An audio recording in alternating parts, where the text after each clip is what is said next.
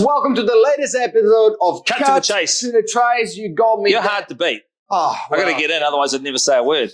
I've driven halfway across Auckland and don't get to say a thing. Yeah, I have. Beautiful. I feel privileged. Today we're talking appraisals. Now, it's appraisals. You do a lot of them if you're a successful agent, and you should be doing a lot of them regardless, right? Because that's the bread and butter, the starting point of the process. When you're doing appraisals, there is many different things that obviously you got to keep in mind. And people normally just look at comparables, 3-bedroom, same floor area, similar land area, similar location. That's the price. The reality, there is a lot of factors, but I consider appraisals it's not an accurate science. If anything, it's an inaccurate science. You will problematic inaccuracy of unknown information. That's right. But a professional agent, and there are two different types of appraisal. There is a quick digital appraisal. You chuck a bunch of properties, you give them a big range, 100 grand range, and you send it to them. You haven't seen the property. Then there is the appraisal of the property that you really want because it's going to change your life, your career, right? So that kind of appraisal, what are the things that you put in consideration? Of course, you have the usual bedroom, bathrooms, floor area, land area, and all of that. Now, there's sometime a cutoff where one side of the street is on a very good school zoning and the other side of the street is not. So be careful and have a look at the school zoning. You can find that. Get that wrong costs you a lot of money. Of course. CAC. Absolutely, right? It's regardless if you say the school zoning is there or not, the appraisal could be $100,000 difference.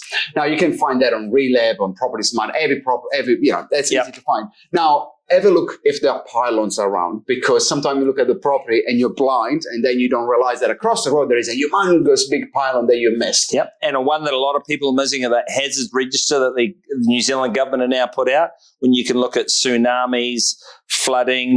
Wind, earthquake. All that stuff is all registered on there now as well. If we were amazing, we'll tell you what the website is, but before we're talking about it, neither of us know what it is. But it's easy to find. Look at hazard register, New Zealand government. Yeah. Now, as well, what I would consider as well is, and look, we do not discriminate against us in New Zealand because there was a REA case of someone that actually was found.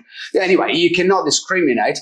But if you go on Relab, for example, it will tell you if there is a lot of housing in New Zealand. Now, does that mean that the area goes down in value? It really depends on the type of property. It's all to do with the properties. A lot of moving parts. There's a lot of moving fors parts. and against. But, if you look at the map and 80% is red, I would probably put a different appraisal range if there is no house in New Zealand. And that's not a stereotype. Unfortunately, it is what it is. But it affects ranges for buyers. It can affect a range for buyers. Is it pertinent to someone buying a property? Will they make a decision, yes or no, based on that fact? Yes, they will. Correct. But as well, it's looking as well at, obviously you mentioned the flooding, and that is a very, very important one. But regardless if it is flooded or not, you can go on various websites and see if it's in a flood area, right? Because now there is certain disclosure that you got to put in. So there is so many different things that you can add on top of how many bedroom, bathroom, the CV in correlation to all of that.